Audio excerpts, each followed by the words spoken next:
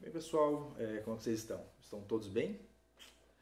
Dando seguimento às nossas aulas, a gente estava trabalhando o que era um texto literário e um texto não literário. Lembrando que o literário é aquele que vai usar uma linguagem conotativa e o não literário vai usar denotativa.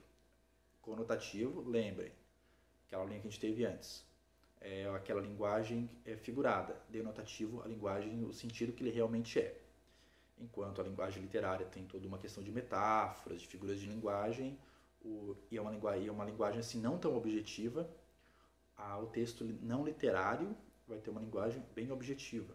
Daí lembra dos exemplos, né, pessoal? O texto literário tem poemas, músicas, romances, contos, crônicas, enquanto o texto não literário vai ser uma linguagem mais de informação, vai ser uma linguagem muito mais sobre notícias, jornais, bem objetivo mesmo. Se pegar um Notissu, qualquer desses jornais assim, vai ter essa linguagem não literária, porque é uma linguagem de informação mesmo, bem objetiva. Daí agora falando mesmo sobre literatura. A gente teve 3 tipos de literatura que a gente vai aprender hoje. Lembrando que literatura, palavra escrita obviamente, né, pessoal? Mas é a arte de escrever. A arte de a gente faz arte com as palavras. É isso que o escritor faz. A gente vai ter 3 tipos de literatura, 3 gêneros literários. Quais vão ser eles? O lírico, o épico e o dramático. Todos os 3 vindo do mesmo lugar, da Grécia Antiga. A literatura, o berço dela, não um berço assim, específico, mas assim, ela é muito forte. Ela ficou muito forte quando chegou na Grécia Antiga. Muito das origens que a gente tem vem da Grécia Antiga, da literatura, tá, pessoal? O primeiro deles vai ser qual? O lírico. O lírico, ele basicamente vai ser poemas, vai ser um gênero que tu vai expressar muito os teus sentimentos, vai ter uma linguagem muito subjetiva e assim, quando eu falo que expresso sentimentos, eu acho que até nessa turma tem pessoal que escreve assim, poesias, assim, se eu não me engano. Ele está falando o quê? Sobre manifestar o mundo interior que a gente tem. O lírico, ele não é tanto assim sobre o externo, sobre as coisas da sociedade, mas ele é muito mais sobre como esse externo me afeta, o que eu sinto dentro de mim e como eu me expresso. Eu não sei se você já tiver essa experiência de estar um dia triste com alguma coisa e de repente assim pegar um papel, um diário, qualquer lugar e escrever o que você estava sentindo e se sentirem assim mais leve, sentiram que um pouco daquela dor que vocês sentiam saiu de vocês. Isso é muito do lírico. O eu lírico faz isso, ele descarrega toda a minha dor que eu sinto interna num papel. Por que se chama lírico esse? Lírico vem daquele instrumento que é a lira, e antigamente, na Grécia Antiga, eles recitavam esses poemas com acompanhamento da lira. Depois foi se perdendo isso, e por aí vai. O segundo gênero literário que a gente tem é o épico. O épico eu acho que é o mais assim, é o que a gente mais vê, porque o que o épico é? São narrativas, são histórias assim que tem enredo, tem personagens. O lírico não vai ter tanto isso. O lírico é mais o eu interior. Pode até ter, mas tem menos. Já o épico, ele é muito mais sobre narrativas. Ele tem sempre um herói. Pode ser que tenha um vilão. Em comparação com o lírico, ele tem uma linguagem muito mais objetiva. E quando eu digo que ele tem narrativa, ele tem toda uma jornada, todo um caminho que o herói percorre. Pensa num exemplo assim, bem barato assim, que a gente vem na nossa cabeça. Quem era o Thor no começo dos Vingadores, até agora o Thor nesse último aqui. Como ele era uma pessoa assim mais arrogante no começo e com o tempo ele vai virando mais amigo dos outros. Isso vale para os outros personagens também, mas esse é um exemplo. Tipo, ele tem toda uma jornada ali. O primeiro ele é um cara mais arrogante, mais a dele. Na segunda ele já é um dos líderes. No terceiro ele é o cara mais poderoso. Daí no quarto ele já está numa depressão. O narrativo ele tem muito disso, desse caminho que o personagem faz, que o herói faz, de todos os percursos que ele percorre e aquilo afeta ele. Como exemplos, outra coisa, narrativo, o gênero épico, que também pode ser chamado de narrativo, é bom lembrar isso, ele vai ter sempre um narrador. Assim, sempre tem um narrador, tá bom? E um exemplo que a gente poderia dar deles, além de estar em outras obras, o gênero épico está muito presente no cinema, mas ele não começou no cinema, porque a gente está falando de literatura, tá? Arte escrita. Mas seriam os exemplos, seriam romances, qualquer livro, tipo Percy Jackson seria um exemplo de gênero épico. A maioria dos livros que você vai achar na biblioteca da escola, que agora não tem como achar, mas seriam gêneros épicos.